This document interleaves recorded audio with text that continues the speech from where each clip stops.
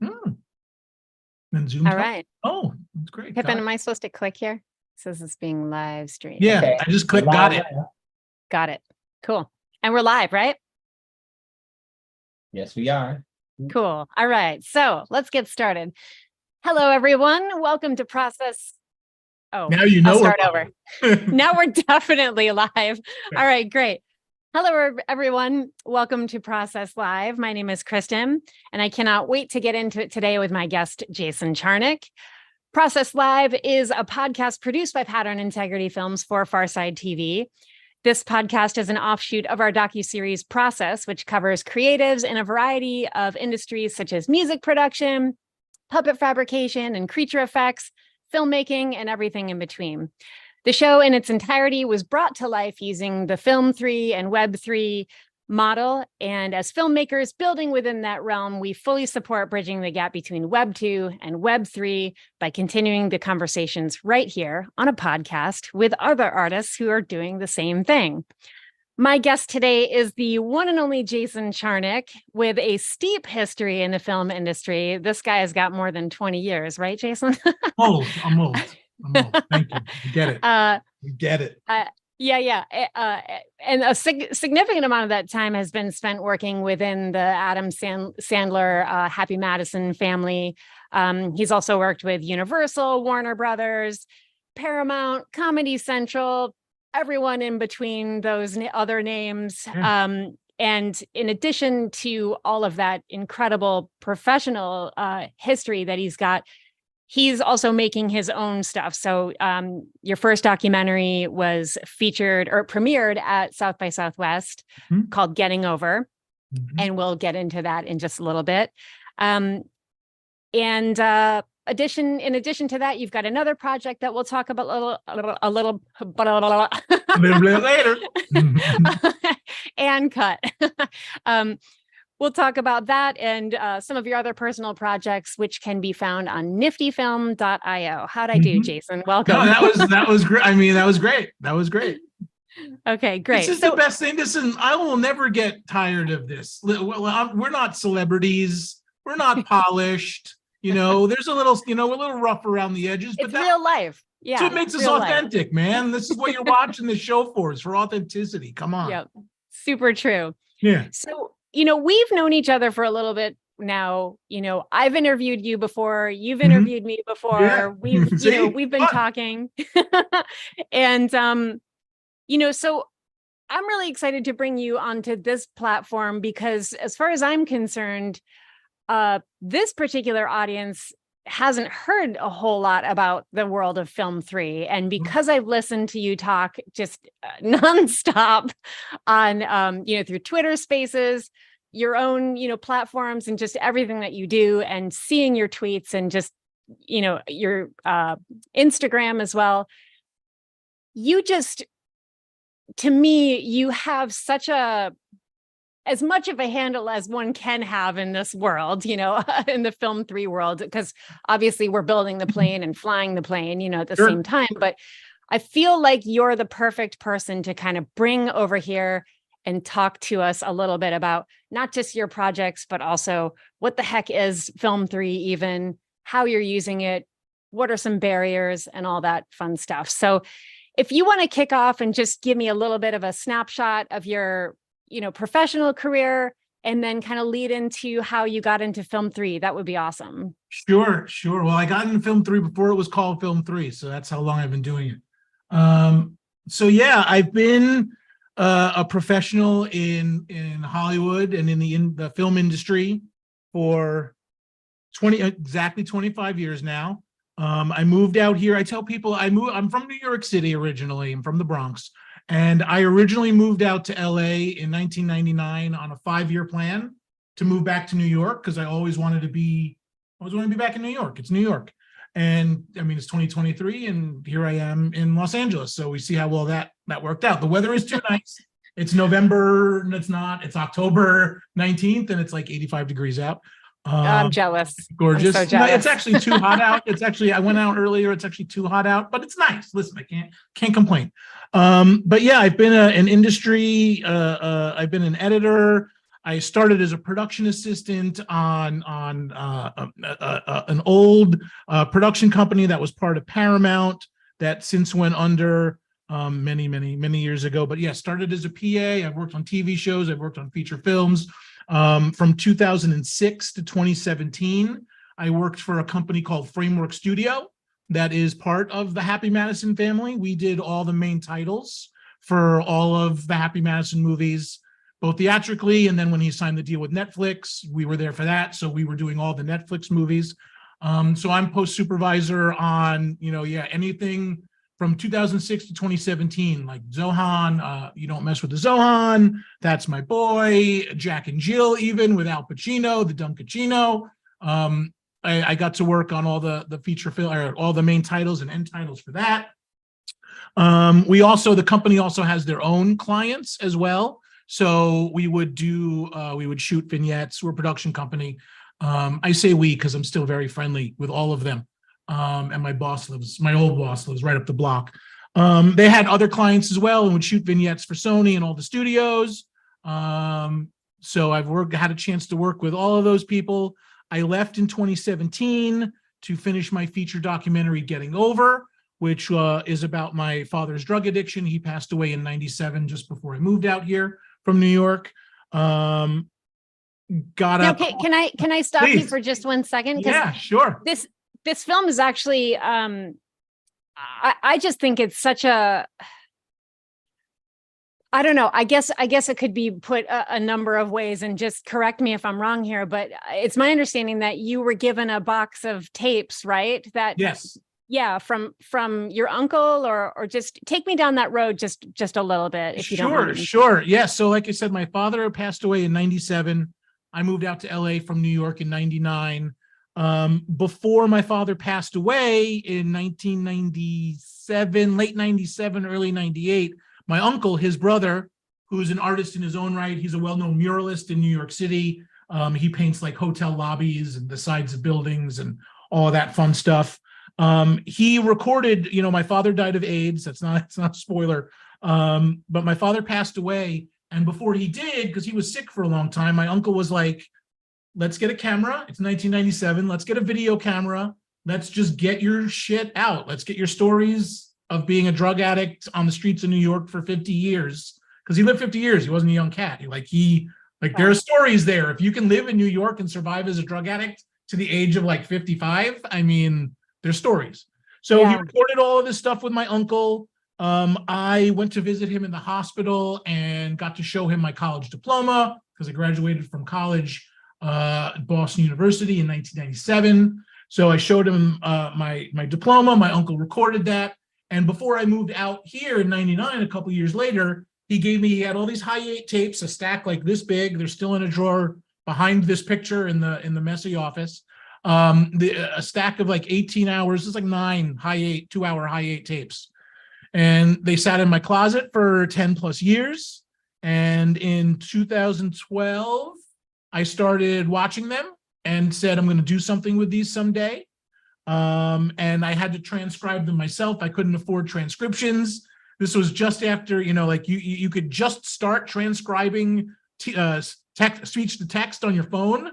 So I downloaded an old application that was like the basis of speech to text on the iPhone. Apple bought a company, but before they were bought by Apple, that's a blab, I'm blabbing, but they had a program called Mac Speech. And my father's voice is very unique. He has a really thick New York accent and he's sick. So the computer couldn't pick up his speech. So I could watch these videos and literally as I'm watching them, repeat into, not my phone, but repeat into a microphone into the computer and re-speak everything clearly. So this protozoic technology could translate it into text. And then from there, I found an editor who was amazing. So I made the movie. And in 2018, we had our world premiere at South by Southwest.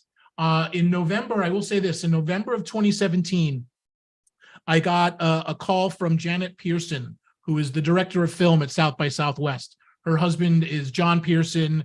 He famously helped get Clerks made, and I think She's Gotta Have It by Spike Lee. And he was the the patron saint of indie film in like the 80s and 90s. And he wrote Spike, Mike, Slackers, and Dykes, which is a well-known book from the late 90s about indie film.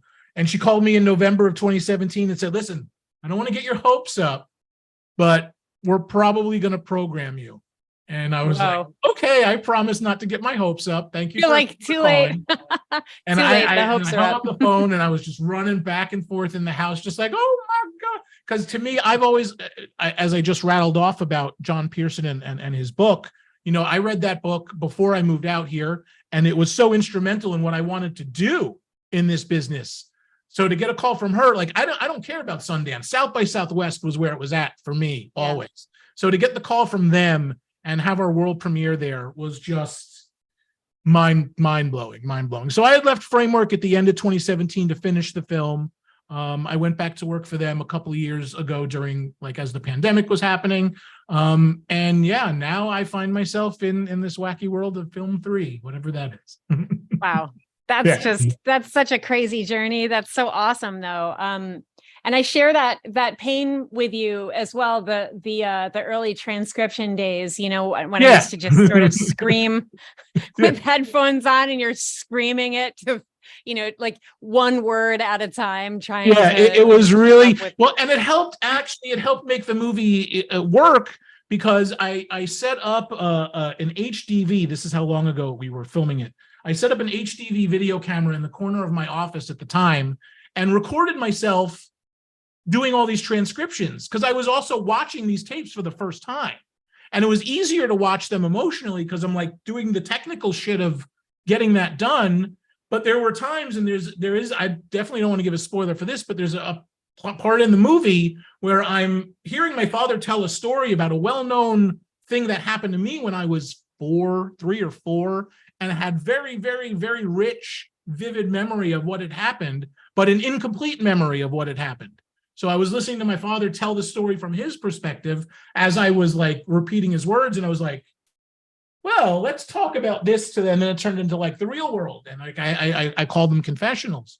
But that was definitely a mind-blowing experience. So yeah, I'm actually this movie wouldn't have gotten picked to be in South by if it didn't take the length of time that it did. And I wouldn't have been able to make it at the time that I made it.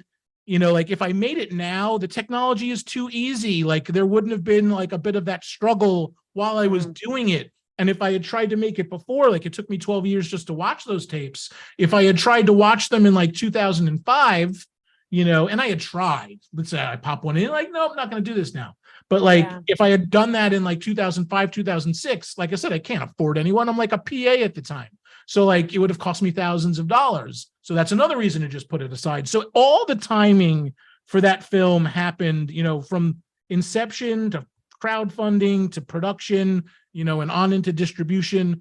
Also, we got distribution. That's another story for another day. But there used to be a thing called the Amazon Film Festival Stars Program. So before Amazon Studios and Amazon, you know, Prime was this big streamer, they were acquiring content to. And this was what year was that? Do you remember around? And 2018, because the program existed for only 2 years, I think. So it ended in 2018. We were the last year. So this was when Amazon was just trying to acquire content. And it's good history for people actually that are kind of into this thing. Like they were just acquiring everything. So they had this standing offer at 6 of the major film festivals across the world. It was Sundance, South by, Toronto International TIFF. I think Telluride was one of them, and a couple of others, where if you were in competition at any of these festivals, standing offer $100,000 for distribution. Now, other big movies, you know, like Palm Springs from a couple years ago, sold for like $10 million out of Sundance. So like, if you got a good movie, you wait and you get like a real distributor. But for a movie like mine, and we weren't in competition, we were in the documentary spotlight. So our standing offer was only $25,000. Doesn't seem like a lot. It wouldn't have covered our production costs, but we would have never gotten an opportunity. It's mostly shot on video. I had no money. The whole thing cost, you know, just production cost $6,000, and it premiered at South by, and we got an opportunity. And now Amazon makes all their own shit. So they make their own huge movies. So they don't need to acquire a shitload of content anymore. So they shut that program down like 5 years ago. They used to let independent filmmakers list their own projects on there. So like I actually have getting over listed for Great Britain because I only sold the domestic rights. So I was able to list it myself on Amazon, like in Britain. It's made like $300, whatever. I have no money for marketing. So like I just had people discover it and I get like 3 cents.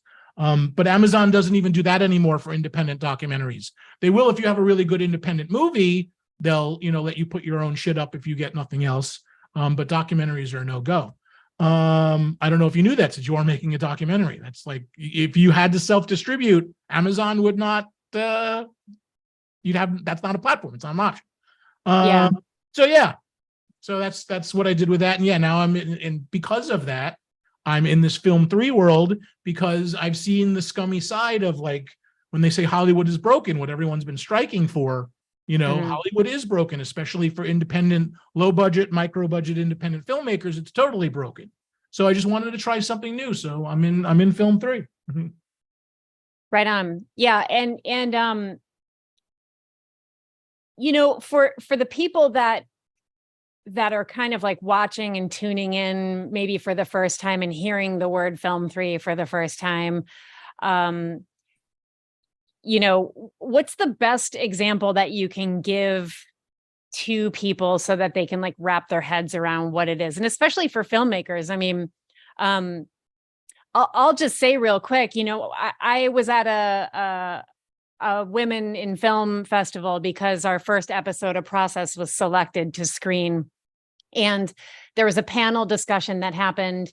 And so there were 7 of us standing up there and, we're going down the line and everybody's asking, how did you fund your film? And everybody's saying, through this grant or like my grandmother or what, people are just sort of like scrapping together the money to do their thing. And so I'm the only one up there saying, film 3 and NFTs and stuff. And it was a little bit rough because, people in the audience are laughing or just like, yeah, scam or whatever, Yeah. And so, what I have to say to that.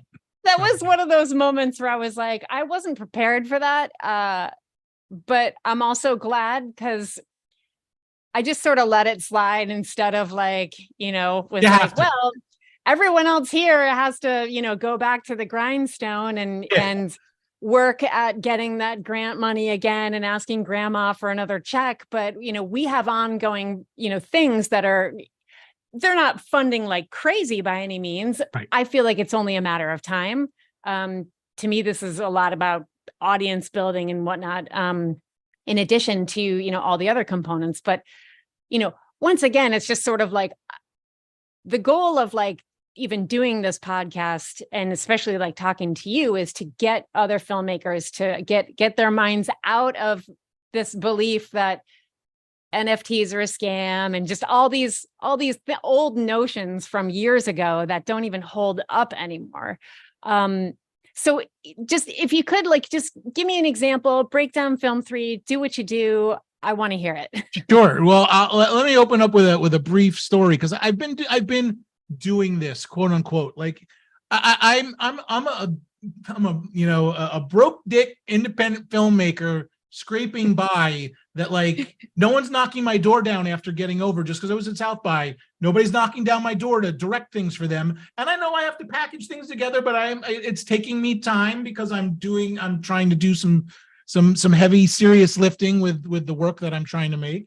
But like I wouldn't be I'm in between things, not in between things because I'm always working on something. I'm writing stuff today, but like, why not experiment with something new? Like I'm still, the movies that I'm trying to make are going to be hybrid approaches to it because like the old system is broken, but there's still like, that's where most of the money is. That's where most of my audience for the things that I like to make, that's where they are. They're not in crypto.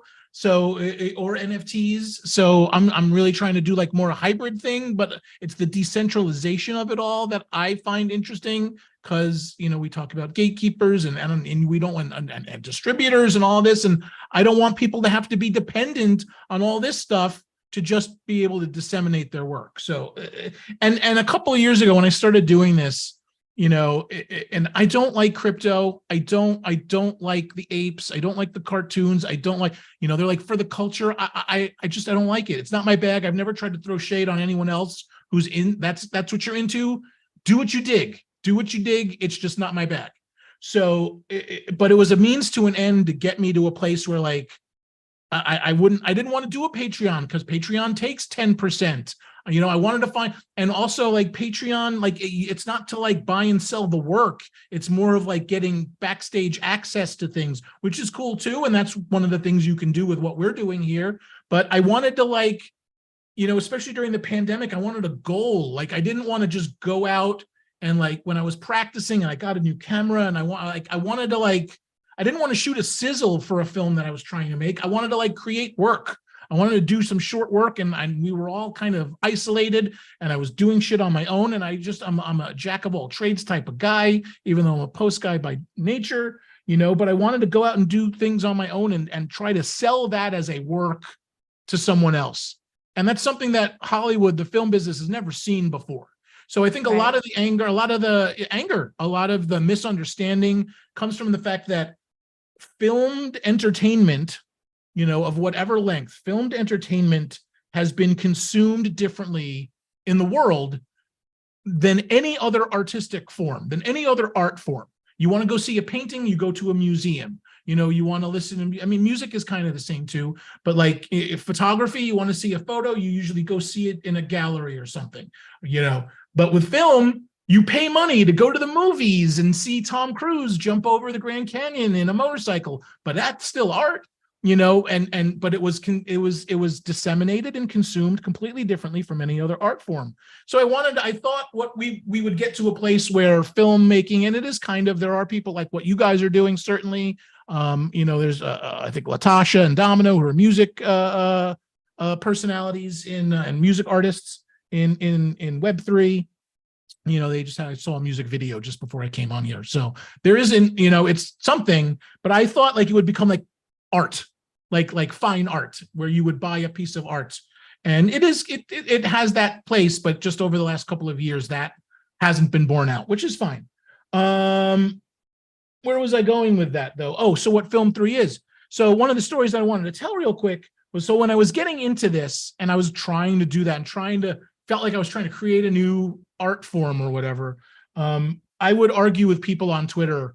This is when Twitter was actually not bad to argue with people, but people would be like, "Oh yeah, NFTs, you dick," and I'm just like, and I try to explain to people like, this was my movie at South by. I'm a professional. I've been doing this for 20 years. I'm not into all that stuff that you think it's all about. I'm something else. And they're like, and some movie critics started to argue with me and called me an asshole, and I'm like, dude, you'd probably love my movie if you watched it. What are you like? And also, why are you so mad? Why are you so mad? Stay pressed. I mean, and that's the thing is like, it's not just like I don't understand this, and so therefore I don't agree with it. It's like there are some people that are like downright pissed off when you start to talk about NFTs, like because you're ripping people off. You're destroying the environment, you know, just you name it. So sorry. It's all that. No, I mean, you're right. Like they think it's all that, you know, it's all, yeah. Like, I mean, I don't get why a Bored Ape would be worth that much money. I don't get it.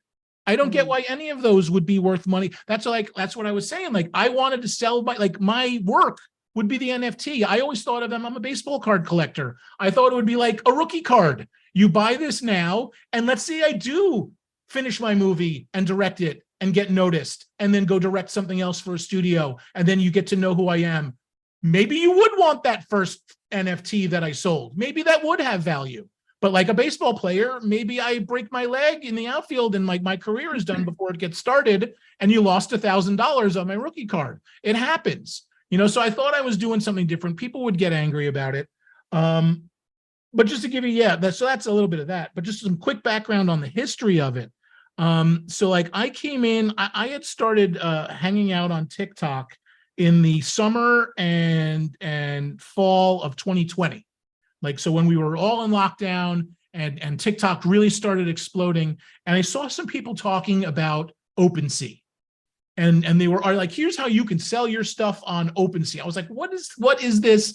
Ignored it.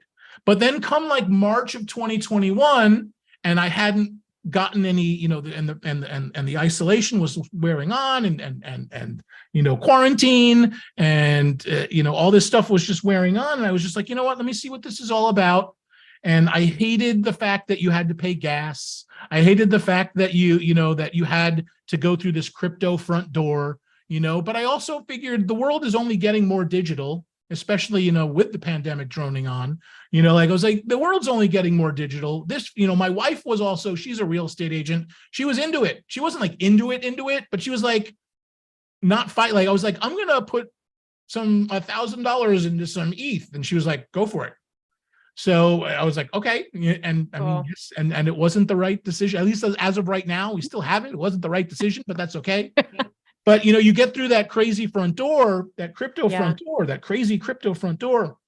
And so I had just started, there were very few filmmakers that were actually doing it. I got to know a few. There's Michael, and I'm going to say names because you should go follow these people on Twitter. Michael Beats, Wide Awake Beats from Australia, who was doing stuff on Tezos with art that was just mind-blowing, and VR experiences and 3D modeling, and just super talented filmmaker. He had also sold his feature film. It was a short, it was like a half an hour long, but he was selling it in chapters on Foundation. Oh, cool. So that's cool. He was finding collectors. I mean, not a lot. There was like the same, like 2 or 3 people that bought like 5 or 6 chapters, but he was selling the movie as chapters, as one of 1 chapters on Foundation, and finding collectors. And it was great. And he's super talented. And I met him, and I met Kira Bursky, who's a wonderful artist, who's done really, really well in the space. And Kamani Okira, who has his show Press Pass that he's trying to get off the ground, and some other things. And who else? Crystal Schrader, Fancy Crystal, just a good group of people that just had all been screwed by the system in one way or another, and just wanted to do something new. And then I was on Clubhouse in March, I think March, April, and Jordan Bain, the magnificent Jordan Bain, the founder of the, at the time was called the NFT Film Squad, and has since been renamed the Film 3 Squad. She had on, there was Brian Taylor, if you're familiar with him. He directed, I think it was Crank with Jason Statham. And he had a series on Sci-Fi called Happy with Christopher Maloney from Law & Order SVU. And SVU was shooting in New York. They had to shut down for 2 weeks because someone got COVID. And so Brian Taylor called up Chris Maloney and said, hey, you got some downtime, you want to come shoot a short with me? So they shot a 20-minute short with Christopher Maloney, who's a big TV star, no doubt. And he was trying to sell it as a 1-of-1 on OpenSea with a bunch of extras. And I don't think it ever sold because it's tough. It's even with a star in it, it's tough. Mm-hmm. And he did it in a great way too, where like you go to OpenSea, you can't watch the whole film, file size limits and all that. So like you would see the trailer and you'd see Chris Maloney do all sorts of crazy shit. And then if you buy it, you get the link to like download it from IPFS or wherever it's stored. I don't know. So he did it in a great way. So like there's this secret Christopher Maloney performance that like no one's ever seen because no one's ever bought it. And I hope somebody does someday if they haven't already. Yeah, one of these days, a lot of these artists are just gonna. I was reading about like David Cronenberg did a couple. His daughter made a short with him in it. He was like looking at himself dead in the bed or something. Very, very Cronenberg. And she sold but it. But then he also did like an NFT of his like kidney stones or something.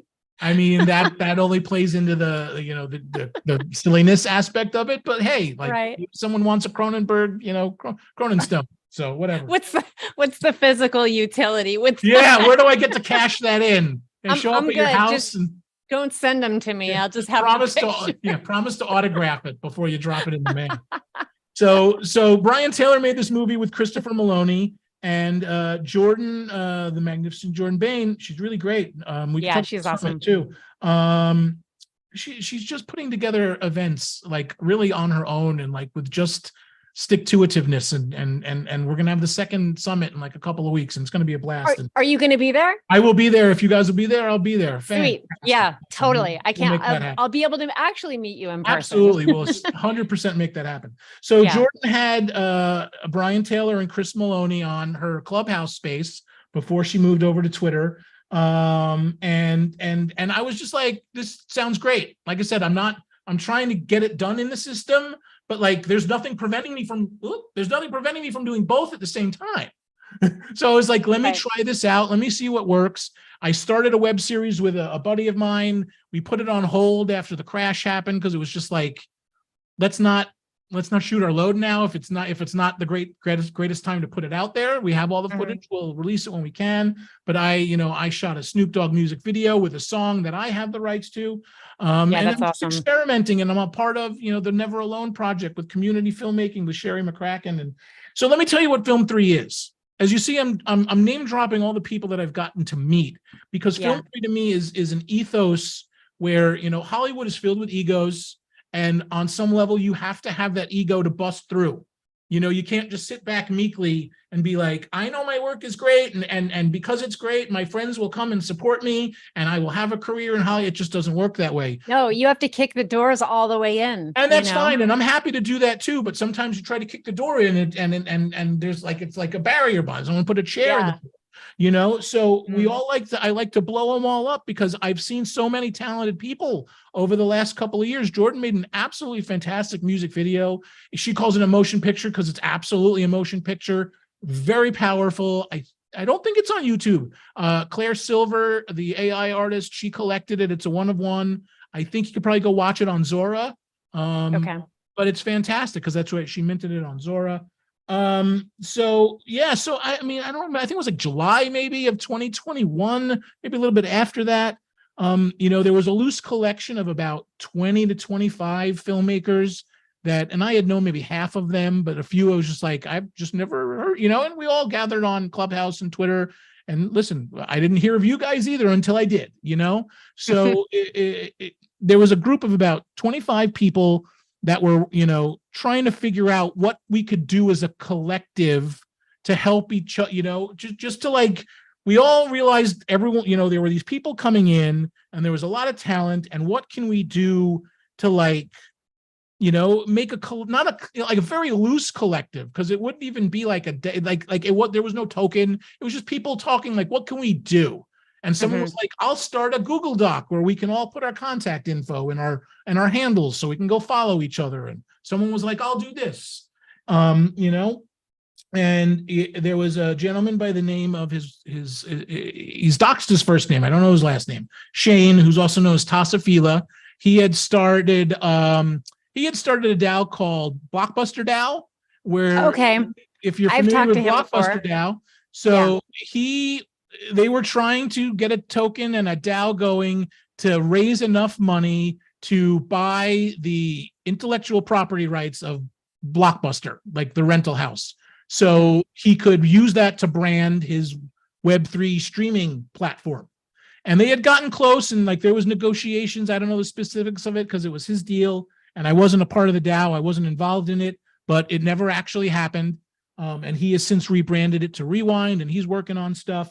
But he was the one that first coined the term Film 3, because we were all just like, when we're tweeting, when it was called tweeting, when we're tweeting, we're all using different hashtags. Some people were saying NFT film, some people were saying film NFT, some people were saying NFT cinema, NFT cine, like everyone was kind of using whatever sounded cool to them. And I was using, hashtag NFT film usually. And we were all just like, we need something to call it.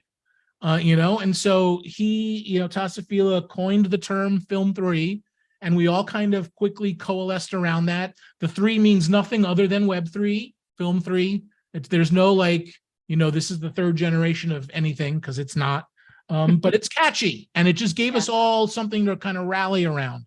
And so everyone just kind of started picking up that term. Jordan changed the name of the squad, from NFT Film Squad to Film 3 Squad. And it just kind of became just a catch-all term to describe anyone in Web3 that's trying to do something with film, filmmaking, videography. I don't think my photography work is part of my film work. So like a photographer wouldn't call themselves Film 3. But if you're trying to like have a career in Hollywood as a filmmaker, or just trying to have a sustainable career making filmed entertainment, or short form art or long form art, or what you guys are doing, any of that, Film 3. And there's no, you know, if someone uses it and no, there's no board that says you can't use that. This is like anybody, you know, and like I said, I didn't know you guys until I knew you guys, and you were hashtagging stuff Film 3, and I started seeing it. And I'm like, now listen, I don't want it to sound like ego, but I had been in the space for a long time before we even coined that. So when I would see people use it, I'd be like, where these people come from?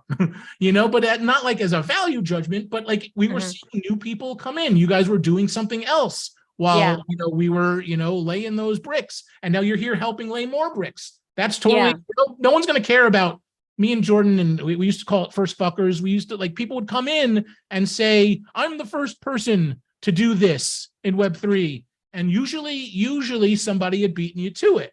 You know, somebody had come in hashtagging something Film 3, and like I said, there's no board. I can't stop you from doing it if that's what you're doing. But somebody was like, I'm the first feature-length documentary in Film 3, and like I had listed mine like a year before. Yeah, I don't talk about it. I don't talk about it because it really doesn't matter. In 20 years, it's not going to matter unless I do get like Scorsese famous. But like for me, it's just like just know the history a little bit, or want to participate. And this is why I love you guys, or want to participate in the ecosystem. Some people do want to just like slap up a hashtag and, you know, let it run. You don't have to participate. You know, it's a community. You don't have to be in Jordan's spaces. You can do your own, any of that stuff. There's no rules, no one's overseeing any of it. But when somebody comes in, like you guys that are clearly talented and want to participate in the community and build the community out and are doing it in a way that no one else has done yet, it's just not about being first, but it's about doing something new and like expanding our universe of what this Film 3 stuff is. So Film 3 is really an ethos. It's really a mindset of independent cinema, of independent filmmaking, of trying to, you know, remove the gatekeeping. Gatekeepers can be all right. A lot of people want to make movies that probably shouldn't be making movies, you know, but still, like, I saw somebody talking about that this morning. Like, there's gatekeepers for a reason. There's a lot of crazy people want to make silly movies, which is fine too. I mean, do your thing. But you know, it's just an ethos of looking after each other, trying to amplify each other. We all have a hard time with marketing as independent filmmakers. We don't have the reach, you know, that Amazon program I was talking about before. They're like, we'll give you the money. We want you to spend it on marketing, but we're not going to help you with it. So like, take that money. And I had ended up actually selling the movie to Gravitas Ventures, who took advantage of that program. But they also didn't do any marketing for the movie. So like, I was up Schitt's Creek, and I don't know how to market, and I'm not great at social media. So I was like, let me try to take my wares right to the people. If it's going to be this hard anyway, why do it for pennies from Amazon when I can, you know, do it for, you know, maybe not $20,000, $80,000, $100,000 like a Bored Ape, but like somebody want to pay me $100 for a copy of my movie? But let's see if we can make that work, you know? So that's kind of what Film 3 is to me. You know, like I said, my next few projects, whatever I work on, you know, will probably be some sort of hybrid approach, just because like, why does it have to be limited to one or another? Like it really shouldn't. Like, use whatever works and steer into, you know, especially for different projects are going to have different roads to success, you know? So I'm now at a place where I love Film 3. I love I'm coming to the summit. I'm a huge part of the community, and I love that. I love the people that I've met. But I'm still going to need the old school to get my stuff done. And it's got to be okay too. So, but that's what Film 3 is really in a nutshell, is just an ethos of caring and amplification and support that doesn't usually exist within the Hollywood studio system. It's a little too competitive in the Hollywood studio system. We want it to be a little more collaborative in the Film 3 medium, and stuff like this, having a podcast like this, you know, like this is collaboration, you know? Yeah. So and it's so necessary. I mean, I just found that, you know, hosting spaces on Twitter, we had done a number of these process lives on Twitter, and it just felt like, you know, while I love talking to the people that are in our community, don't get me wrong, it was just like the same faces showing up. And so, again, I love talking to everyone there, but you just sort of are talking to each other in circles, and there's no like growth happening outside of that. And so it's just sort of like a lot like what you were saying. You've got to do a little bit of the Web2 and the Web3. You've got to build that bridge between the two and let people know, hey, if you're a filmmaker or a musician, author, whatever it is that you do creatively, here's another avenue for you that you might want to look into, And I think that Film 3 kind of spans. I think a lot of people when they think of Web3, they think of gaming and whatnot. But it's sort of like Film 3 also, because it's so, to me, it's so similar. The industries are similar to the music industry. It's like you could just take that template and, apply it to the music industry and, publishing a book and whatnot. So, sure.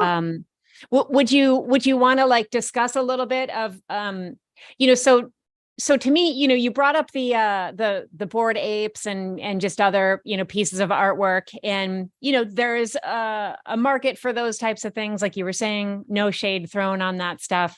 If you want to collect a piece of art, it's just an image. It doesn't do anything aside from just living in your wallet and you enjoy it. That's totally fine. But the other side of that is that at some point, you can decide that image does something. So I believe on your nifty.io site, for example, you've got, you mentioned earlier that you were doing these confessionals. So you've got like NFTs that are minted that are like the confession side. You've got the movie poster, you've got different things. So I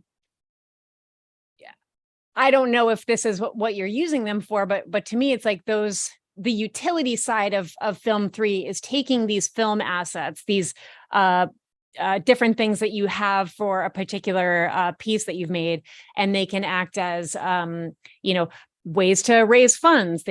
So you've got people in your community that are like, I'm supporting Jason. This is the NFT that I own. That's like one point. Second point is if you've got a token gated site, they can connect their wallet. That NFT unlocks a particular part of your website. They can now go in there and watch other films. There are perks and whatnot behind the scenes, things like that. And then, even further, and this is something that we do pretty well with, is we have a collection of one NFTs, and they act as, producer credits. So to me, that's like sort of like the utility side of Film 3, not just the community side. Is there anything that I'm not thinking of or that I'm missing that kind of like builds off of those things? I mean, one of the things that I really like about what Web3 provides is, and that just the options, like it really can be, anything, like it's really, a token is just a digital representation of, of whatever you want it to be, really. But one of the things that crypto, aside from the financial aspect, one of the things that I am fascinated about as someone that is almost 50 and kind of, I grew up during the 80s and the 90s and the whole .com boom and just the whole digital everything boom, there was no way up until crypto. I mean, there was, but like no one's into cryptography, or encryption and stuff like that. The ability to have, we talk about the provenance of things, the ability to track the origin of any single piece of digital information.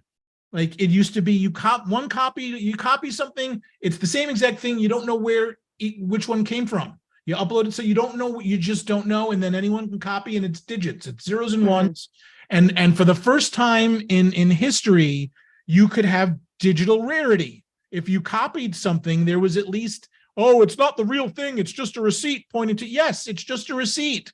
But you have a one-of-one, unique, cryptographically encrypted thing. That's not the technicalness of it, but like you can determine that.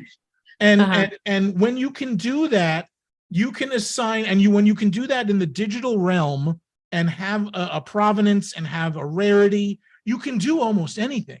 So it's really, if like, it can be, yeah, like you said, it could be a script page. And like I was saying, when I found this on TikTok and I found Web3 on TikTok, I saw so many filmmakers that were like, I'm going to sell an NFT that will be a lifetime ticket to everything that I make.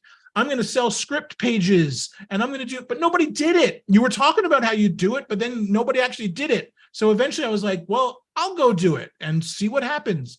And again, marketing is still a thing. You have to let people know that you're there. And in this great, huge marketplace of everything in Web3, it's almost, with nobody's help, no Amazon's help, nobody's help, it's tough to like get your foothold. But it's really like, if you have that single token that can be a single thing and you can track the origin and the legitimacy of it, it can be whatever you want. We talk about, and again, like this is stuff that people have been saying for 2 years. BTS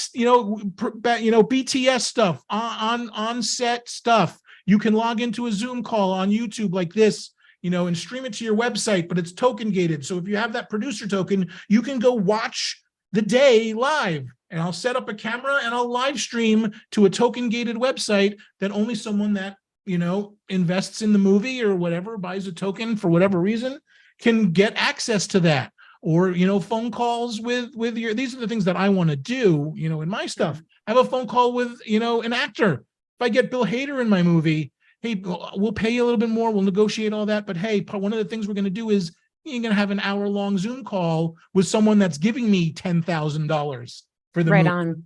That's fucking utility right there. If you ask me, you want to talk to Bill Hader for an hour? Awesome. And listen, I'm going to get Bill Hader for my movie. I am willing it into existence. He will be. If anyone can do it, it's you. I am going to will that into existence, and Rainn Wilson will be his brother. Just putting it out there. I love it. But those are the things that you can do. And we've been saying this for years, and people just, Miguel Faust, our dear friend Miguel Faust, who's just finishing up with Kayadita, now known as The Quiet Maid. It's about to, to hit the festival circuit. He raised, and this is a good point too about this. None of this is easy, by the way. He raised about 500 grand solely from NFTs, to make his picture. And like I said, it's just coming out now. This is about a year ago he started raising the money. But again, this was before the bear market. And he was also traveling across the world. He was going to NFT Barcelona and NFT Berlin and something in South America and coming to the United States. And he was traveling around the world telling people about the movie and letting them know. So like the tokens weren't exactly investments in the movie. There's no equity from the token holders, but he went around, and he also is an original CryptoPunk holder. So he had his whole CryptoPunk community come support him. Not everybody has that. So he had this, OG, crypto community that are all, listen, in real life, they're probably just like you and me, very modest folk, but man, crypto speaking, these people are fucking loaded. They were in it since day one. So he got his community to respond. And like, there's art that he printed out that's like, part of the set dressing that is somebody. So like, that's the utility that they would get. And like CryptoPunks, that's the identity, so like if you see your CryptoPunk in the movie on the wall as a piece of art, holy shit, that's me in the movie. So like they were getting that utility out of it as opposed to equity. And he raised all those funds, but he also, and he had tried a couple of things. He had a thing called Popcorn where he was giving out, if you were a token holder, you would get these 5 additional tokens that would grant you access to the behind the scenes stuff that I was just talking about. And they were, like you would give 4 of them away, and that would hopefully spread the word of the movie. But he just got really busy with making the movie still on a shoestring budget of $500K. And so I don't think they did many events and stuff. So that but it's like a token. I have it in my wallet, whatever. It was free anyway. And I think it was on Polygon. So I was like, who cares? So, that's what he did. Julie Pacino sold photos. She's a photographer, Al Pacino's daughter, although I don't like to say that, but that is who she is. She's a fantastic artist in her own right. And a wonderful person, and just really, really talented. But also, she also, as she's as far from a Nepo baby as you can get. She's had the door slammed in her face God knows how many times. So she sold her photography as tokens that get you also, behind the scenes access to their Discord. And she's in post on her film now, and that's going to be coming out shortly. So there are people that have, seen it all to fruition, but there are so many different things you can do with those tokens. What you guys are doing, with Process is like a completely different thing than what anyone else is doing. So it, in Film 3, it comes down to, again, authenticity and entertaining stuff, hopefully. And just kind of trying new things. And if something doesn't work, you try something else. You're your own boss. Like that's the whole thing for sure. I honestly feel like the greatest way to sell an NFT is to have a really great story. I mean, that's ultimately why people, that's why they keep watching or change the channel to something else, because they're looking for that story, that like piece of entertainment. You were talking a little bit about like having like doors slammed in your face. There's and this will kind of like, I think, lead into the next conversation here is, there's a documentary that came out quite some time ago, I think actually, called Seduced and Abandoned. It's been a long time since I've seen it, but it's basically like I want to say maybe Alec Baldwin and somebody else goes out. They have like a fake movie that they're just going out like pitching and trying to get funding for it, and it's just like not happening, And they're in between all that, they're interviewing all these Hollywood greats, and they're like, yeah, I'm still not able to I've done The Godfathers and all this stuff, and I'm still not able to here's a story that I want to tell. Give me money for it because it's going to be great. This is who I am, and I mean, Coppola's still trying to make not Metropolis, or maybe it's Metropolis. He's still trying to make his his grand dream. Scorsese was couldn't find anyone to cough up a buck for The Irishman. Or, or anything else for that. I think even Killers of the Flower Moon coming out next week at a theater near you. Like even that, like he has to beg and plead from studios, so like everyone's in the same boat. We're all just trying to, for me, it's like, it's not about even becoming, famous or being recognized as any kind of great artist or anything. But I want to be able to do this for a career, and I worked in Hollywood, for so long. And I worked I'm in post-production. So many late nights, so many deliveries, so much giving of myself. Like I said, I'm very close with my old boss. My wife is his realtor. He lives up the block. I went back to work for them. I still consider that it was a very special environment with good people, but it was still, our clients were Hollywood studios. And those aren't. So there were late nights and a lot of stress and a lot of answering to everyone else. And, my boss, God love him, like the people in our little family, we would recognize the work that we did and try to take care of each other, but there were late nights. I did get burnt out. I haven't gone back to the studio system in a few years because it just doesn't stop. And the people that I work with, day to day are awesome. But the clients that I have to deal with who are just studio suits, but think they're filmmakers and artists when they answer to, and they answer to someone else too. Everyone answers to someone until the president's, involved. But I've been in those conversations where like the president of Sony has to get involved. And I'm like, so, it burns you out. And I had enough of that.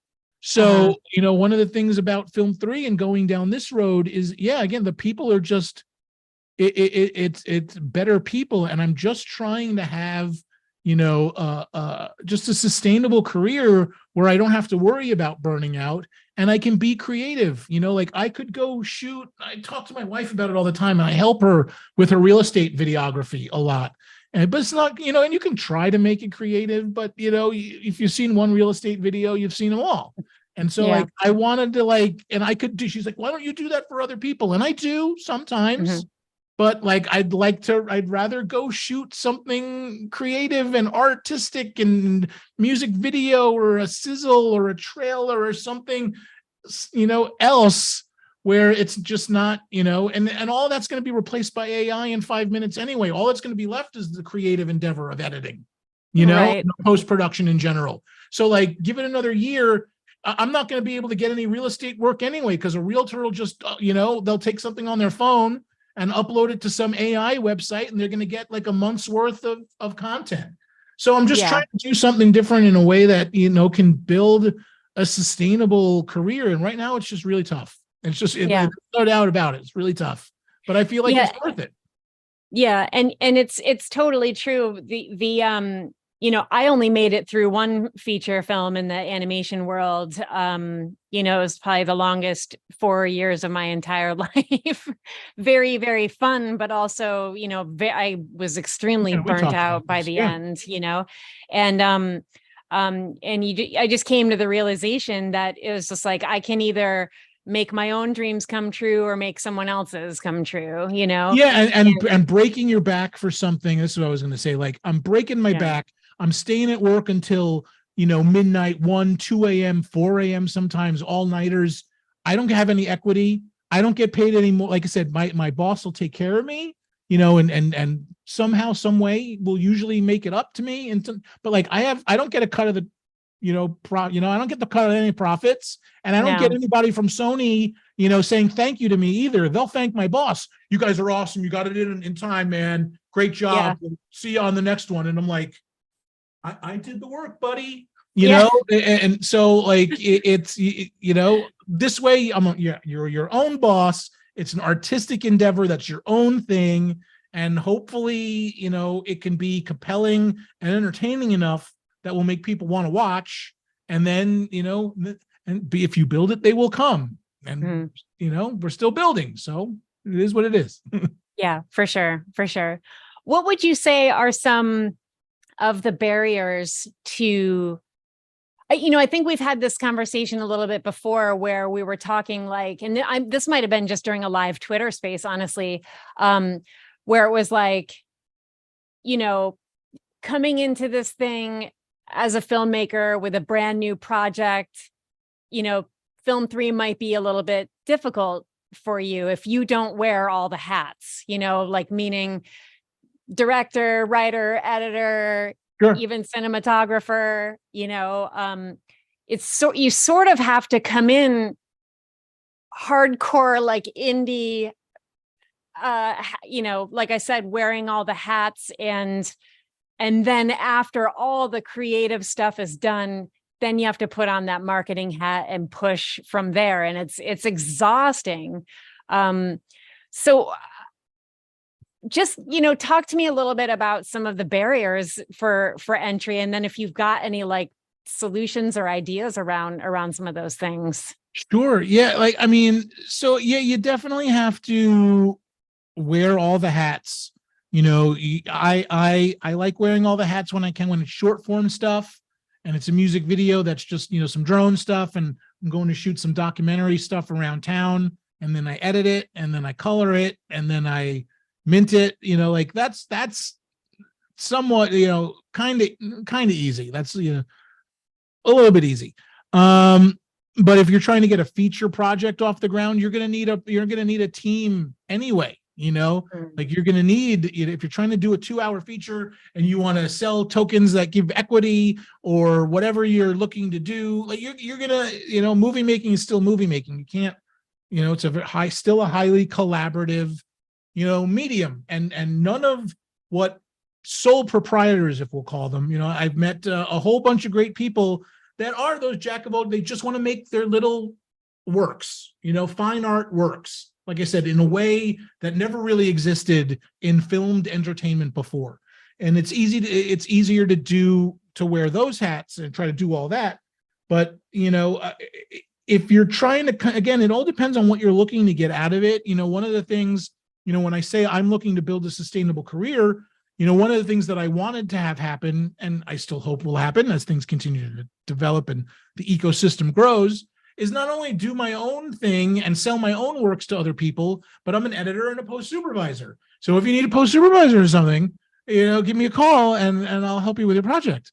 Like I want to get hired and get paid on working on other people's things too. And that's another reason why I like to blow people up, is because, and amplify other people, is because hopefully, and they're friends. Like, listen, it's not because it's not like, hey, well, one hand washes the other. Like, it's all from an honest place. But hey, when you get enough funds from selling your stuff and you need to hire someone because your project is too big to do it yourself, I'll happily do it, and Right. like I said, it's the bear market. It's just tough for everyone right now. So there just hasn't been any extra work for me either. But like, if you want to try to get on people's projects, there's plenty of, if you're a filmmaker in film too, and you want to try to see what's in, like, if you have your own stuff, give it a whirl, absolutely. But, try to get involved with, there's the Coders Room, which is Film Frico, Luis Venegas's endeavor. And they have like a nice little group of like 12 people that are, as a community, writing stories and going to shoot them. He just shot like the first two. Our friend Julian Flores, who's one of the co-founders of the Film 3 Summit. He's not even, he doesn't consider himself a filmmaker, but he is now. But he wasn't before he got involved in Film 3. And he decided he wanted to do things creatively, and he started writing, and then they made his picture. They just shot it last week, and then they're going to make NFTs of it. So, and whatever else they have planned. So like, you can come in and see what other people are working on. If you like sci-fi, there are people doing sci-fi stuff. If you like fantasy, if you like what you guys are doing, if you like documentary, there are ways to get involved with what other people are doing. And when you hang out for a while and get, your bearings, and everyone's always willing to help. If someone's new, how do you get a MetaMask? I'll help you with that. I've made a bunch of, Nifty Film branded tutorials that are on YouTube. So if you're watching this on YouTube, just look up Nifty Film right there in your search box. And you can learn how to, mint a film NFT. You can learn how to start a wallet, or any number of basic stuff. So there is a barrier to entry if you're not technically inclined. That's the thing about Web3, there is no tech support generally. So if it's a decentralized thing, I'm sure GameStop might be a little bit different, but there's no Ethereum tech support. So, and just know you are dealing with currency. You will have to give up some United States or wherever you're from, some fiat real deal currency to get some of the digital real deal currency. So that's also a barrier. It does cost a little bit. One of the things when I started getting involved was like, gas. You want me to pay? Like first of all, it was just like, one of the reasons why I'm here is because, again, like, if I'm a baseball card collector and I sell something on eBay, eBay takes 13% off the top. They will even take 13% of your shipping cost. So you have to like factor all of that in. I don't want to give anybody anything. So I was getting involved in this, and I'm like, you want me to pay gas just to list something? Fuck you, blockchain, Yeah. But eventually I started realizing, and it's not like I'm happy about it, because I'm really not happy about it. Like, I think it stinks. That's why the level 2s are usually great without the, all the crazy gas fees. But Ethereum, if you're trying to be a fine artist, that's where all the magic happens. But you have to pay. Sometimes it's very, very expensive to, list your stuff or do anything on a blockchain. Costs money, and I think it's silly. But that's a barrier to entry for some people if you're not, much like gambling, but never be afraid, never put in more than you're willing to lose. Regardless of the fluctuation of the currency, it's going to cost, like, if you don't want to spend $500 on minting your work, don't put $500 in, put what you can afford in. So that's a barrier, again, but the discoverability, again, is really, I was talking to Julian about this, Julian Flores, just a couple of days ago, because discovery is really like, there's some projects that some people are really, really bullish on, and I don't even like using those financial terms when it comes to art and stuff. But like, he's bullish on some projects that help build infrastructure for people to control and license their IP. And for me, it's like, but how do you get to a place where people give a shit to license your IP? You have to, like, if you're going to have the example of, a female musician or a musician or anyone, wants to sell their record, and then somebody likes it and they want to license a song for their movie. Great. But how do you get them to know about your song in the first place? So Yeah. discoverability, marketing is still the name of the game in Web3. Again, because everyone's on their own. There's no, usually anyone to help amplify. That's why we all have to amplify each other. And it's hard. It's hard to get, there is something to be said for the people that laugh and be like, what do you get for your digital dollar? Like on some level, like it's like people with crypto are not stingy, but like they're very, very particular about what they collect and what they buy. And they're very, protective of the things that they collect because they're very thoughtful about not wanting to just throw their digital bucks around. So it's hard to get someone to collect something like that. That's why we talk about utility. What can we offer you? What can you get? What kind of access? What kind of whatever can you get? But I think it can work, with some discoverability tools that I don't know if someone's building that, but right now it's just Twitter or X and just being as loud as you can and putting the vibe and joining spaces and joining conversations. I'm probably going in the opposite direction and I'm using Twitter less just because for me, it's also ebbs and flows. I don't think Twitter is completely doomed, but I think the day will come where Elon Musk sells it for something, for whatever reason. There will be a time when someone new will run that website, and then maybe things will start to get better and we'll want to go back, and maybe discoverability will be easier for people, and, or just, a bear market becoming a bull market. Hopefully that stuff happens sooner rather than later, but those are forces that I can't control. So, right now I'm just like try to make cool work. Make cool shit. That's what I've been saying since day one, is just go make cool shit. And then like, hopefully the rest can follow with some work. Like I said, Miguel was flying around the world to get some juice going on his movie. So like, hopefully it won't take that, but it's going to take some elbow grease. So in the meantime, go make cool shit, focus on that, and focus on, being part of a community and contributing to a community. We talk about bringing value. Bringing value can be any number of ways, like if you're just, for me, if you're authentic and you're talented and I dig your work, even if it's not something that I would personally collect, I will gladly, support with a like and a retweet and, or have you on a space or something, because that's the least I can do. So it's tough, but like, that's what it still work. It still takes some work. Yeah. Sense, And I feel like I'm blabbing. Like, I feel like it's perfect. It's perfect. Cause I think what one of my goals is just to help connect people with, or help them connect the dots and wrap their head around, how this could work for them, and also like how to connect with other people. So you've named a lot of names and organizations that can help. You talked about the Film 3 Summit, which is here. You talked about Miguel and how he was flying around. So, obviously one of the greatest ways to connect with somebody else is to get actually in front of them. And the Film 3 Summit, I think, aims to do that. And it's happening next weekend, right? In LA? Yeah, it is next week, isn't it? Yeah, the 27th to the 29th. Yeah. So by October, that this is a month that definitely flew by like crazy. Oh, for sure.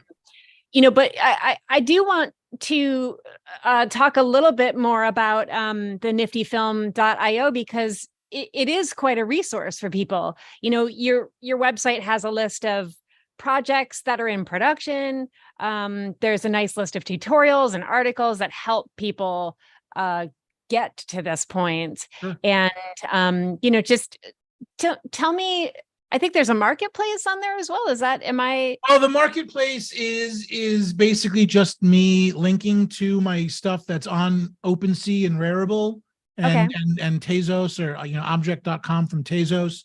It's all just, links. It's not like its own like native marketplace, but I do mint my stuff on both OpenSea and Rarible. Pick and choose depending on, because Rarible will support larger file sizes and will show an entire 3-minute long video, whereas OpenSea won't. So if it's something that I want to hide from the public, I will list it on OpenSea, and and the link will be in the metadata. Or if it's something I want anyone to look at, and check out, it'll be on Rarible. Usually, like my feature film is on Rarible because it just doesn't fit on OpenSea. And then some of my photography work is on Tezos and Object. So it's all just linked in one place. So it's not like its own unique marketplace, like bespoke marketplace. But I just wanted, I just, as I was building out the website, as I was doing all of this, like, you know, when I started it 2 years ago, I was just like, I want all this stuff linked in one place. Yeah. Yeah. Well, it's super helpful. I mean, the exact way that you have it laid out is just easy to use. It's easy to look at, you know, what else could you ask for in a website? And I appreciate that. Good. Yeah. Because I'm not a web designer. I did all of that myself in Nice. WordPress and Elementor. So I am not a web designer by any means, but I do like to, you know, when I get started with it, I like to get in there and make sure everything's consistent and legible and using cool fonts and design it a little bit. And yeah, so I have sections for all the stuff that I'm working on. And yeah, the videos that I said, like I made, and yeah, just having it be a resource to anyone that's, you know, one of the things we talk about a lot is onboarding new people. And I don't, you know, actively do that very much anymore, because a lot of people, like we've already spoken about, have dug in their heels on their opinion of what this whole thing is all about in the first place, even though they're completely friggin' wrong. You know, people dug in, and it's also anyone that I would want to come into the system that I think would benefit by it. The collectors aren't there right now. The market's just not there to be like, yeah, come on in and like, you'll be able to sell stuff fairly quickly or with somewhere. It's just not there yet. But I want those resources there, because when this comes back around, and I don't know if it'll come back around as strong as it was in 2021. I don't know I don't think anybody knows what the world's going to bring even next week, let alone next month and next year. But I feel like this will happen again. There will be another swing, and I want those resources there for people so that they can easily get into it. And I'm always here if someone has a question and I can answer it and I can help. I'm always happy to do that. But yeah, Nifty Film's really set up to, you know, just be like my calling card. So if someone says, what are you doing? Go to niftyfilm.io. And quite frankly, out of everything that I've ever minted in my entire life over the last couple of years on any blockchain, the name Nifty Film is probably the best idea I've ever had in my life, because I've had multiple people over the last few years want to buy the Nifty Film name from me for their own, whatever they want to do it for, or people that have tried to go, you know, get it from, you know, ENS, Ethernet or Ethereum name service. So probably my most expensive, my most valuable NFT is just the NFT of the domain name. So yeah, but it's just meant to be my calling card. I also have a Web2. Our production company is called Upstart Film Collective. It's just me and my buddy Chris. But we have made movies for 20 years together under that moniker of Upstart Film Collective and everyone that we work with. But I wanted to do something fresh for the Web3 endeavor. So yeah, came up with Nifty Film. Somebody already had niftyfilm.com. So I was like, everybody's using .io in Web3. That's like the new thing. So I was like, niftyfilm.io. And then I went on ENS and registered the niftyfilm.eth name just to grab it. And I've got it. And it's, I still like the name. It's just, that's cool. Nifty, it's film, it's nifty, it's film. The future of film is nifty and it's here. Yeah, that's just the future of film is nifty and it's here. I don't actually say it out loud very often. Yeah, you should put that on a mug or something. Yeah. Yeah, that's great. Let's see. Can you just talk to me a little bit about what you're working on right now? Sure. This might be where the conversation, it's not going to take a turn. We'll still keep it light, but in 2018, oh, go ahead.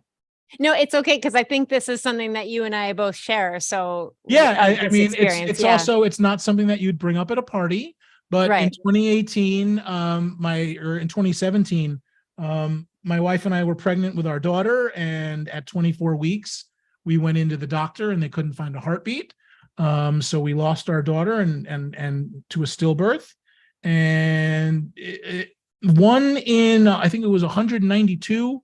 It's not completely common, but that's still pretty common. 1 out of 192 pregnancies ends in a stillbirth. One out of every 4 women in the United States has experienced some kind of miscarriage, stillbirth, or infant loss, which is a staggering number. And quite frankly, since Roe v. Wade was pulled back, was repealed, that's the word, repealed. Since Roe v. Wade was repealed, there's been a lot of talk in just in American society about maternal mortality rates and differences in race and economic backgrounds. And it's just, I've had my own long, like I said, this happened in 2017, and I've been on a very long journey to some kind of healing. And I'm a documentarian by heart. So I asked my wife a few years ago, how about we make a documentary? No, not going to do it. So a documentary was out of the question. I was like, you know what? I'm not going to push that one. So we didn't make a documentary, but I always knew I wanted to write some sort of fictional film about stillbirth. Because I think people, like I said, a lot of people, there's a lot of misconceptions around it. Unfortunately, a lot of women do suffer from miscarriages and infant loss. And nobody, like I said, it's not fun. It's not something you want to talk about at parties, but it's important that people have these conversations. It's important that people's children are remembered. Just last week, I went to here in just south in Orange County, there's an organization called Forever Footprints. And every year they do, it's a walkathon. They call it the Walk to Remember, where we take the steps that our children won't. And they're a charity organization that we've done work with in the past. And I've always wanted to do more work for them and with them. And so as part of my own journey, I've gotten to a place where I'm ready to write a script about it, about completely. And one of the challenges I'm dealing with right now is these are fictional characters. They are not me and my wife.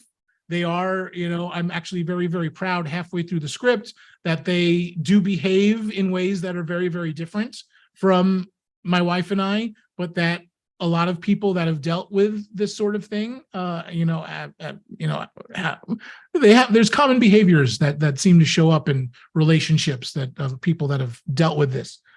So I'm putting together a feature film. I have a short form script as well, about a 15-page script that I kind of wanted to shoot a short version of it as, the whiplash route, like go shoot the short that is part of the feature. And, like our Jim Cummings has his, short to feature lab. And it's always about, taking a short movie and expanding it into a feature. So I have a short version that I wanted to make into a film while I was working on the script and, funded by, my NFT work, in all my projects. And it's been slow going, certainly not enough to make a movie. And I haven't really pushed, I could have raised money. I could have done a Kickstarter. I could have gone back to Film 2 for that. And I have a whole, community of people that loved Getting Over that would, unfortunately, money is part of this thing, but would, I think, be interested in my story and helping bring it to fruition.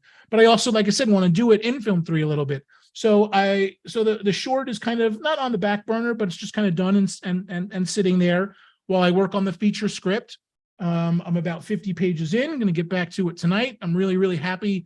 It's so funny that I'm even talking to you about it, because I've had one of the reasons why I've even, like, this happened to us in 2017 and it's 2023, and it's been an emotional journey to get to a place where I can write about it. But it's also been an interesting journey. Just the whole thing has just been, just the whole thing's been an interesting journey. But I've had this, one of the reasons why it's taken me 6 years is I am crippled by imposter syndrome. I've worked in the studio system for X number of years, but I'm not really a director. So I never really, do I want to be a director? Do I want to try to do this? I'm not really a writer. So I'm not going to write something and I'm not good enough. And, when Getting Over, it got into South by, but nobody wanted to buy it. And now nobody wants to get, just a lot of imposter syndrome that I hate that. I hate that you're going through that. And I just really, to my heart, and it only took me 45 years just to get to a place where I can even say I'm an artist. I grew up, not in an environment where art was frowned upon, but my mother wasn't you should go be a filmmaker. It was I was going to be a lawyer for my entire life. So it was never really a consideration until I was too old to go to school for it. So I've been living with crippling imposter syndrome, and I've gotten through 50 pages of the script, and it's fucking amazing.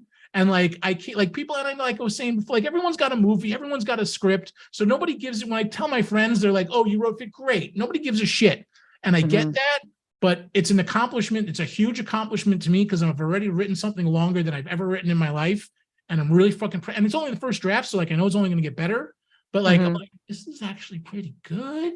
No, but when you feel that, that's like, you're on the right path. Cause it's like you said, if you've got the imposter thing going for you already. Yeah, I was like, maybe I actually have something. And you're like, okay, this is actually really good. This could be it. I was like, this could actually be a movie. And it was always, I never wrote anything either because I always took it so seriously. I mean, there's a reason why, like, listen, my first movie was about my father's drug addiction. My second one's going to be about stillbirth. Like, one of my friends once said to me, like, lower the stakes, man. Like, not everything has to be, just lower the stakes. And for some reason I can't. And I always took it when I would write or try to write, like I took it so seriously that like, I'm trying to create a human, not just a character, but a full human being from scratch. And like, I can't read my wife's mind, let alone try to figure out what somebody might say in a script as if it was a real thing that a real person spoke. It's just a movie character in a movie, man. Don't take it seriously. But I always took it so heavy that like I was creating a human from scratch that I would never even bother. Because I was like, if they're a caricature or they're one note, like, I mean, there's plenty of movies where that happens and it's still a good movie. But I was like, no, they need to be a real person. And I just, always let that, if it's not even close to that, don't even try. And I'm finally to a place where it's like, just put it on paper, just get it out and we'll see what happens. And now that I'm like halfway in, I'm like, yeah, that is a movie. I can see that. That's great. Yeah. So that's what have you had that experience yet where you're like, you're writing, this doesn't happen all the time, but like, you're having a good day when you're writing and your characters are talking to each other and you're just the conduit. And then the conversation is just like going. And it's just like, that is the coolest. When that started happening to me for the first time, I was like, this is the coolest thing ever to just be, all I'm doing is typing. And I've got these two people in my head that are living their life in real time in your head. It's really, it's again, it's what I was just talking about. It's fascinating when that happens. And one of the things that I really, again, as a non-writer who finally feel, I was even telling my therapist this on Tuesday, like, I finally feel like this is what, like, because I'm not a writer and I'm not trying to be a writer. I didn't know if like, you don't know if you're doing it the right way. I mean, yes, we know there's no rules or whatever, but I at least wanted to still feel the same way I hear other writers talk about their writing. So I can know like I'm at least in that same universe. And so I'll be writing something and I'll just be like, just thinking about plot lines that have to, come back to certain things, or getting a character to a certain place, what dialogue, and if I'm a page short, I got to maybe go back and rework it, not just throw in lines to lengthen it, but like I got to recalibrate the whole vibe of the scene and thinking about how to get a person, because I'm not like I wasn't going to do it like, because I'm not one to really, I mean, although I do have index cards for them, second half scenes, I'm not really one to like map it out. I just kind of like, we talk about obstacle and intention, like, and I'm not like, in this scene, this person, Sally's trying to get this, and Billy's trying to get this, and this is how I don't think of it like that. I'm just like, they need to feel a certain way by the end of the scene. Like, what can I do to like get them to where I know they need to be? And doing that has been really, really very fulfilling. Going back and reading, I've been writing it out of order because some of the scenes, some of the husband-wife scenes by themselves are the more difficult ones to write, obviously. So like I've been writing it out of order, but then I'll go back and read and just make sure everything has a consistency to it.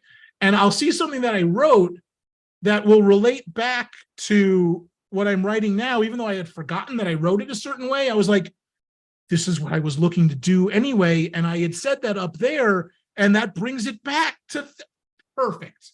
Awesome. Yeah, and it works. And that's not to say the writing is perfect, and it'll still, I'm going to obviously have to tweak the writing of it, but I was just like, oh, I didn't even remember that I had done that. So now it's like starting to get into my subconscious, and I'm like, and it's hard, like I said, because I'm writing, I'm having, two adult people have real serious conversations, about life and death and grief. And some of that can be easier to write than others, but it's been extremely fulfilling so far. And the thing that, that I want to add about it is it's completely not the kind, it's not the kind of project Hollywood makes anymore at all. Like I'm kind of loosely, it's not based on Kramer versus Kramer because there's a kid in Kramer versus Kramer, but just like they don't make movies like that anymore that are adults having adult situations, but like adults in adult situations dealing with adult things in a compelling way that makes me want to watch them. They don't make movies like that anymore. John Cassavetes isn't here to make, a woman under the influence anymore. So I want to kind of hopefully help reusher that in, with the strikes and everything. There's this, hope and dream that like independent film will have a nice rebirth. And I'd love to be a part of that with this story. But the point is, it's completely not a Web3 situation. Like there's no cartoons. It's not like everything in Web3 is usually some sort of animated show, Stoner Cats or whatever. It's just some sort of, which is great. Like I said, so your bag, go for it. But it's more happy-go-lucky stuff. And like, so my audience is not in Web3. And, but hopefully maybe some of the funding can be in Web3. So that's why I'm going to like hybridize the whole kind of thing, because I feel like it's a movie that needs to be made and it's only going to be made with the help of Film 3, I feel. So yeah, that's what I'm working on right now. Yeah. That's awesome. I'm glad that you're still pursuing, first of all, that you're still pursuing this story, even though the documentary side just was a little too close to home on that one. Yeah. But this is, it's great that you are pursuing this and that you're still trying to keep it in alignment with Film 3, because I think if anything, that's the community that will like bolster it as much as, as anyone ever could. Sure. There's a couple of questions that came through that, hey, Pippin, what was it? What's question for Jason? What is an estimated time from start to finish? Do you think that means for creating a film? For creating a film, that's pretty wide open. So I mean, sure. Well, I mean, it's different for all people, and people have lives to live too. It can be, listen, if you want to take your phone and go into your backyard with your dog and make a movie with your dog, sniffing the grass, and he's sniffing out a crime and he's trying to solve a crime. You can go make a movie with your dog in the backyard by yourself in about a half an hour and have your dog solve crimes, or you can, make Getting Over, where, you could say just from start to finish of production took about 2 years. And I was working at Framework, part of Happy Madison. I was still working for them full time while I was in production. So like I would be in the middle of like, as the post supervisor, I'd be waiting on people to edit shit so I can get it out to the client while I'm like, photoshopping pictures of myself as a 6-year-old and cleaning them up, So, and even so production took like 2 years, but it took 7 years from our Kickstarter in 2012 to the time it was, released in 2018. So that was 6 years. And if you want to go back even further to when my uncle gave me the tapes, then the movie took me, almost 20 years to make. So you can make a movie in a half an hour and you can mint that. Listen, I don't know how you'd find someone to buy it, but if you're a talented filmmaker, you can go make a crime fighting movie with your dog. And maybe, I just think I just had a good idea. I don't know. You can't have this. This is mine. No one else can. Do it with your cat, but I'm doing it with my dog. But it can take as long as you want. But I would say like for a feature film, take The Absence Is Always Present, which is the name of my current feature. I'm writing the script now. It's the end of October of 2023. I hope to be done with a locked, good, polished script by like the end of, say, Q1 of 2024. I'd like to get the first draft done by the end of the year and then another couple of months to polish it up. I got to find a producer to help produce it with me. So that might take some time as well. I'm working on all that now as well. But so you're looking at 3 months until I have a script that's ready to shoot. And then it's just like, how long does it take to get the money? Like I'm building this out as a $1 million budgeted feature. I can get started with a couple of $100,000 and probably stretch it if I have to. But I think a couple of $100,000 in the bank will help get Bill Hader, maybe if he's down to make a nice, independent film with, some good chewy dialogue to sink your teeth into. But even then, how do I find $200,000? Miguel Faust raised 500 grand for Calladita, but it took him 6, 7, 8 months of traveling the globe, I think. I could say how important this film is to be made, but that doesn't mean everyone's going to be opening their pocketbook. And especially in film too, when you're depending on someone else, when people start opening the pocketbook in film too, they want to be a part of the picture. And listen, I'm all about filmmaking as a collaborative medium, but like, yeah, but then the narrative's going to change, and they've got their own agenda they want to bring in. That's why I'm trying to do it a little bit more in Web3, where there's other incentives that hopefully I can provide to someone in exchange for funding, where they wouldn't feel the need to be creatively involved or feel the need, I want to return everyone's investment. If we go an equity route, I want everyone to be able to, not just throw their money away. But it's difficult. It's really, really it's the common theme in the conversation. It's incredibly difficult to raise these kind of funds. So I hope and pray with half of a script now that I could have a finished film ready to hit the festival circuit by 2 years from now. If everything aligns, if all the stars come together and align, maybe I'll have a finished motion picture by this time in 2025, but probably early 2026, and maybe sooner if I find an angel investor that's like, here, just take this money and make the best picture you can. Getting Over is amazing, and I want to see what else you can do. I believe in you. Go do it. Here's $1 million. Then yeah, maybe I can get something done by next fall. But movie, it takes a long time. It takes a long time. But it could also, like I said, it can also take a half an hour if you just want to fuck around with your friends or fuck around with your pets and do something fun and learn how to tell a story, and you're just warming up. It actually brings it back to the process.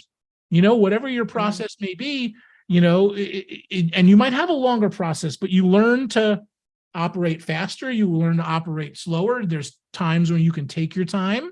There's times when there might be a festival deadline, kicking you in the, I have to get a budget done for the short version of Absence by the end of this month if I want to submit it to one of these Film 3, contests. Myco, I think it's myco.io, but it might be myco. something else, MYCO, with Nick Sadler and Phil McKenzie, who are our dear friends from way back when in Film 3. They'll probably be at the summit. So they're part of an organization that's raising funds or having a contest to help people raise funds. So sometimes there are deadlines that you have to hit, even when the script isn't ready, even when things, there's always, like we were saying, wear all the hats. There's always work to be done.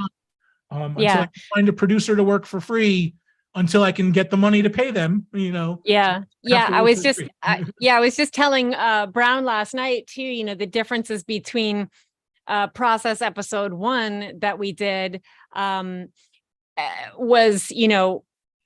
14-minute short film, very linear timeline, like the story is pretty simple to just edit. I think I had the whole thing pulled together in maybe 2 weeks tops from when we filmed it. Sure, that sounds reasonable.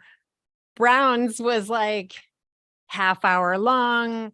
I said, Raiden's, the episode 1 for Raiden was very, just very straightforward, like following this lovely, calm, like peaceful stream, and Brown's was like a pinball machine on acid, I was like trying, all the different pieces of story, the guy's got a 30+ year history, started, as a dancer, did this, did that, like just all this very rich history. And then he's showing us all his collectibles. And then, he's talking about the origins of hip hop, and you have to, with a story like that, you kind of have to mess around with moving all the different pieces. It can be like that game where you've got like the solo cups and there's a ball around one and you're just shuffling them around to find like the the answer, you know? And so I think we went through at least 3 iterations with Brown and streamed all 3, you know, when we finally arrived at this final piece, which is like, okay, now this is the absolute story. It's not going to budge from here. But sometimes that's just the way it is. And I think that's the other beautiful thing about Film 3 that I'll just mention real quick is like, you can have liberties like that. If you don't have a, producer or a company breathing down your neck, it's got to be a certain way. You can have episode 1 be 14 minutes long and episode 3 can be 30 minutes long, and you could stream them all over the place and people could see the director's cut and then they could see, the final cut. And I think that's kind of part of it. It's at least that's what I'm telling myself is that. Well, it's funny that you say it like that too, because I am a studio working post supervisor who has to deal with deliveries to the studios. And I still can't get out of that, like even during TikTok, when TikTok was huge, like, it was just like, I like, you're just supposed to keep putting stuff out there. Just put it out there. Don't worry what it looks like. Don't worry if you have a spelling mistake. Don't worry if something's a little too long. Just put it out there. But I am so tuned to having everything need to be absolutely perfect. My spots need to be 30 seconds to the frame. We need to be within broadcast, safe. We need to, the audio needs to hit certain levels. I need to get the fade in, the fade out, assets from a million different people, all of that stuff. That's usually, like I said, some suit on a lot somewhere making that decision, not like any artistic reason or the president of Sony wants to see something different. But I'm so like inured to everything having to be past QC and be frame perfect. And it's great. I love it. I love having things be, but it keeps you. Introduce that with some imposter syndrome, and that leaves me very paralyzed sometimes. Yeah. So the fact that you guys can like get to a play, like, if you're in the mid, like, let people have access to your works in progress if you're willing to do that, and take notes from a limited number of token holders. If somebody buys a let's call it an executive producer token from me for $10,000.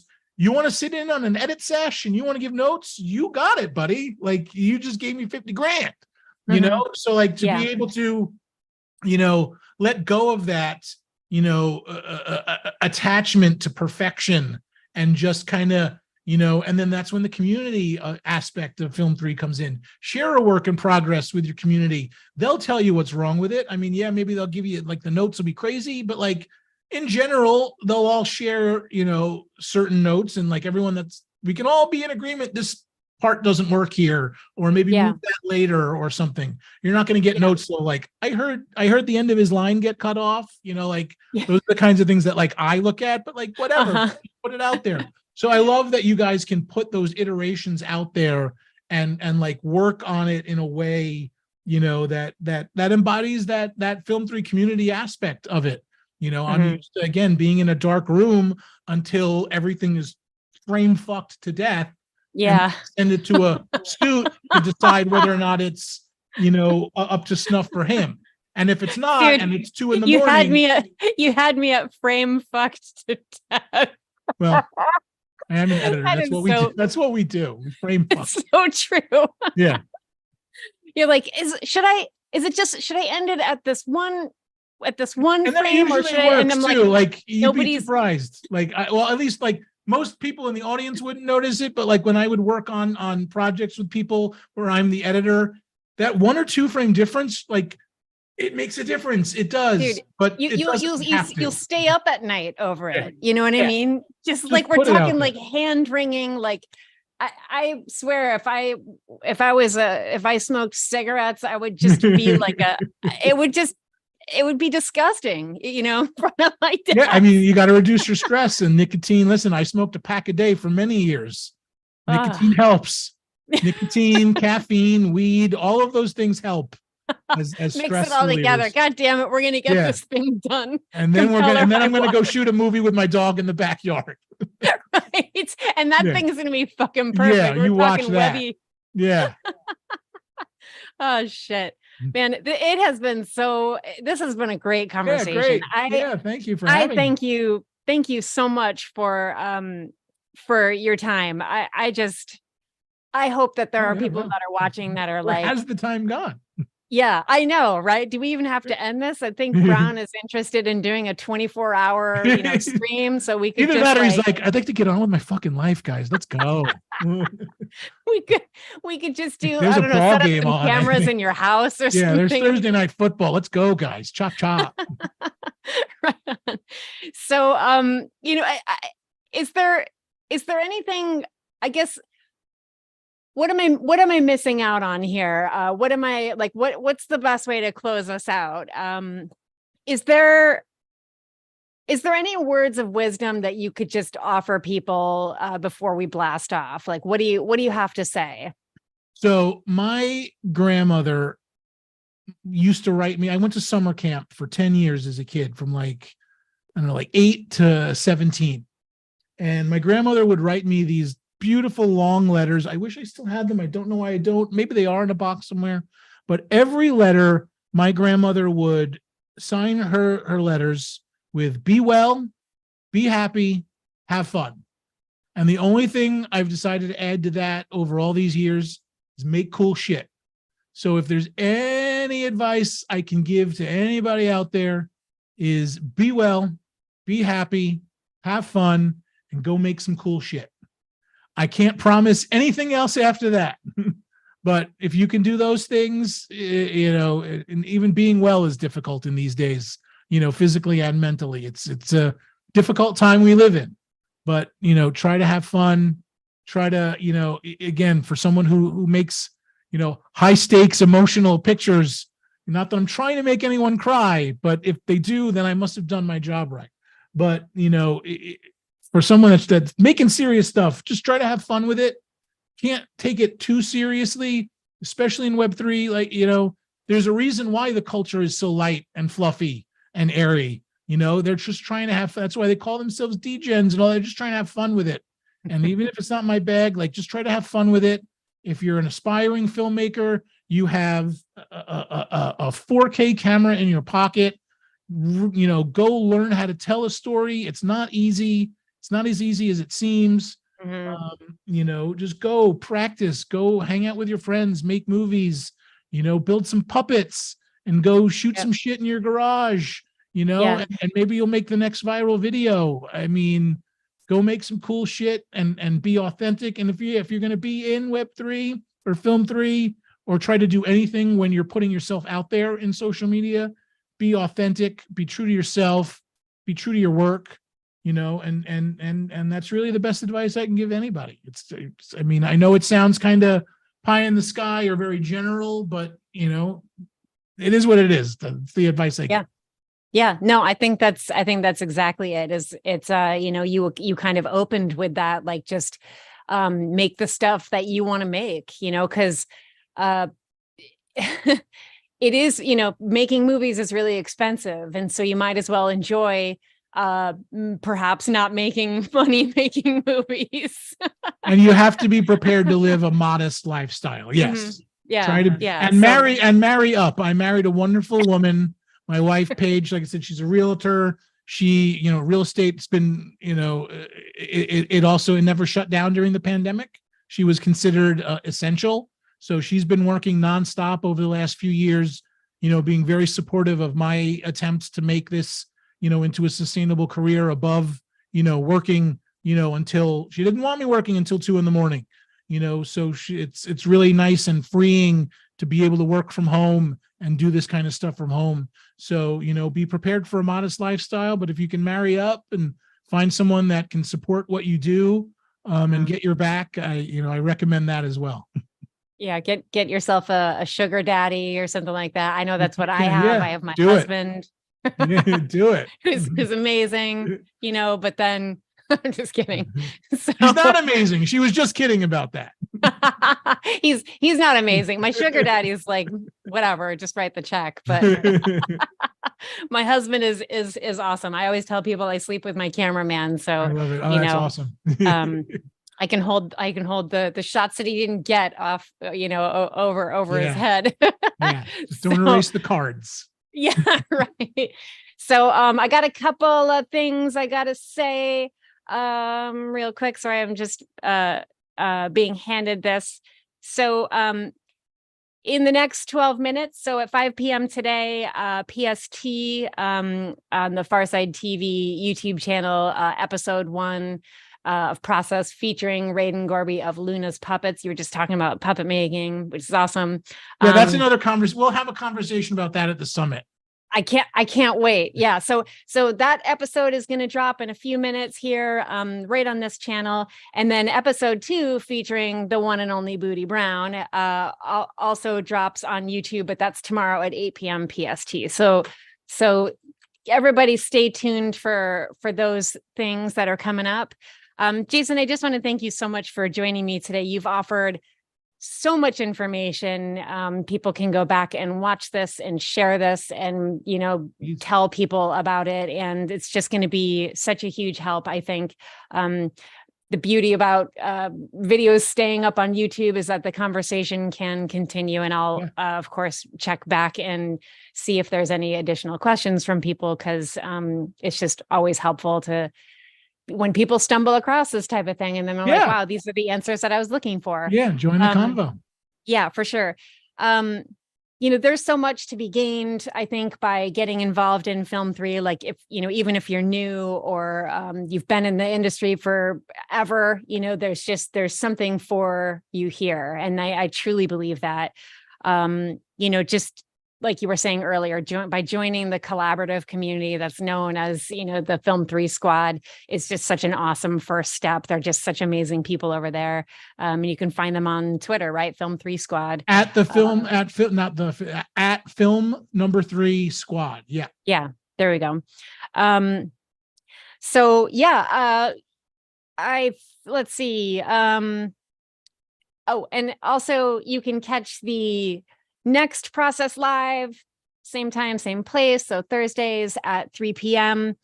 Streaming here, which, I will say too, that the FarcydeTV.com is a beast of a platform. It's pretty amazing what's happening over there. I'm very new to it. The Process docuseries is very new to it.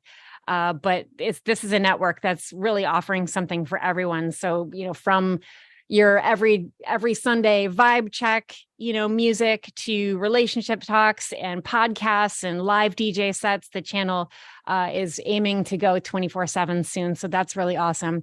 And, just with the help of amazing supporters like the people that are watching right now, as well as the Pharcyde TV family.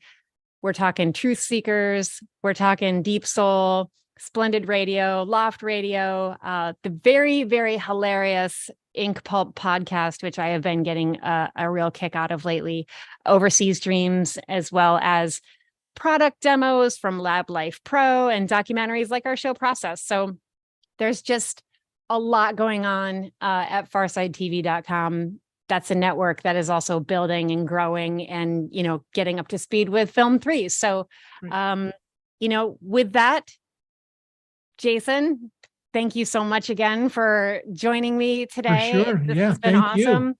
And I'll see you next week, I guess. Absolutely. And until then, everybody just go make some cool shit, guys. Go make cool shit. Go make cool shit.